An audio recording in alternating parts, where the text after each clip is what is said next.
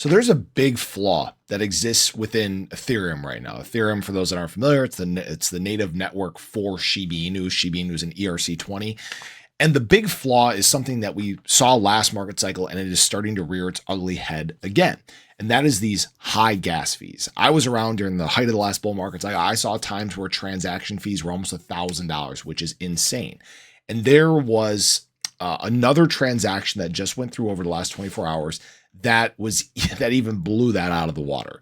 There was a transaction fee that was spotted of $150,000 just for the fee, not for the transaction itself or the contents of the transaction. Just the fee alone showed 40 ETH, $150,000, which is not sustainable. So what I want to talk about is whether this is in fact going to slow down the adoption when it comes to Shiba Inu. So we've seen a lot of these other chains emerge, a lot of other layer ones, a lot of layer twos as well, like Base are really surging forward. And what they're creating is a lot of competition in the space for Shiba Inu. A lot of other meme coins have launched. We know about Book of Meme that went on this crazy parabolic surge over the course of a day, millions of percent or whatever it was. And, people made a lot of money. We saw the surge of meme coins on Base. And right now, Ethereum in its current state just basically is not usable. So is this going to kind of prevent people from coming into Shiba Inu and really taking us to some of those higher levels? And my answer is no. The reason why I say no is, frankly, right now, most people are not using DeFi in general. A lot of the people that have been here for a while are, right? We've migrated to a lot of these layer twos or other chains that don't have these problems with fees or scalability, right? But where most transactions take place, especially for new people coming into crypto, is on centralized exchanges. And you guys can see that, for example, with Shiba Inu, most of its transaction volume, the actual transactions that are taking place, are all on these centralized exchanges.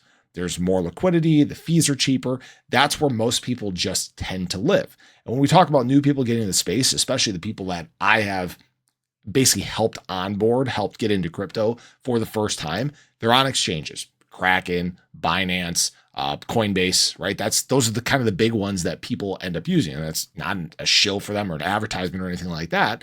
But I want people to understand that although these fees are high, it's not going to slow down Shiba Inu adoption. In fact, the fact that Shiba Inu is on as many exchanges as it is, the fact that it's accessible as it is, makes it even easier for those people to get in, right? When one of the buddies of mine, when he got into crypto, he actually still had some money left over on Robinhood. And for those who are on Robinhood, you know that there are very few assets out there.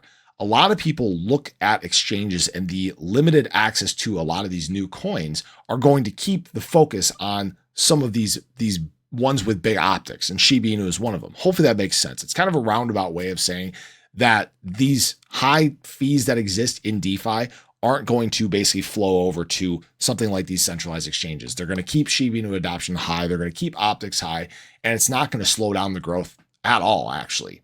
So I'd love to hear your guys' thoughts on this. I appreciate you as always. Show your love below. I'll catch you guys in the next one. Take care.